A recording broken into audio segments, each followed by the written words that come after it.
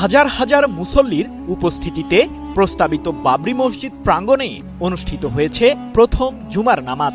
এ সময় মুসল্লিদের জন্য বিনামূল্যে দুপুরের খাবারও পরিবেশন করেছেন আয়োজকরা। এরই মধ্যে মসজিদটি নির্মাণের জন্য কয়েক কোটি রুপি সংগ্রহ হয়েছে বলে জানা গেছে।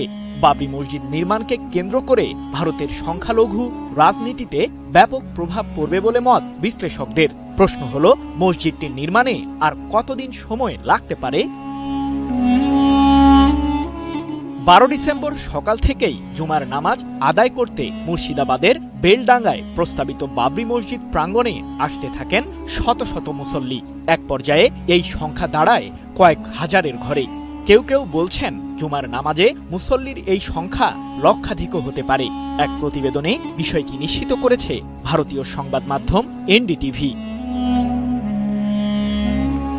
জুমার নামাজের পর কয়েক হাজার মানুষকে দুপুরের খাবারও পরিবেশন করেছেন আয়োজকরা। এ প্রসঙ্গে রান্নার দায়িত্বে থাকা সদস্যরা জানিয়েছেন, প্রায় 150 কেজি চাল দিয়ে খিচুড়ি তৈরি করেছেন তারা, যা মুসল্লিদের মাঝে বন্টন করা হয়েছে। তাদের ধারণা, প্রথমেই জুমার নামাজে কয়েক লাখ মুসল্লির সমাগম হয়েছে। এর আগে চলতি মাসের 6 তারিখ মুর্শিদাবাদের বেলডাঙ্গায় বিধায়ক হুমায়ুন কবির মসজিদটির ভিত্তিপ্রস্তর স্থাপন করেন। পৃথক এক প্রতিবেদনে সংবাদ মাধ্যম এনডিটিভি জানিয়েছে, 12 ডিসেম্বর পর্যন্ত মসজিদটি নির্মাণের জন্য প্রায় 4 কোটি রুপি সংগ্রহ করা হয়েছে। এদিকে বাবরি মসজিদ নির্মাণকে কেন্দ্র করে ভারতের পশ্চিমবঙ্গের রাজনীতিতে ব্যাপক উত্তাপ লক্ষ্য করা যাচ্ছে। পশ্চিমবঙ্গের মুখ্যমন্ত্রী মমতা বন্দ্যোপাধ্যায়ের দল তৃণমূল কংগ্রেস এরই মধ্যে বিধায়ক হুমায়ুন কবিরকে দলীয় সদস্যপদ থেকে বহিষ্কার করেছে।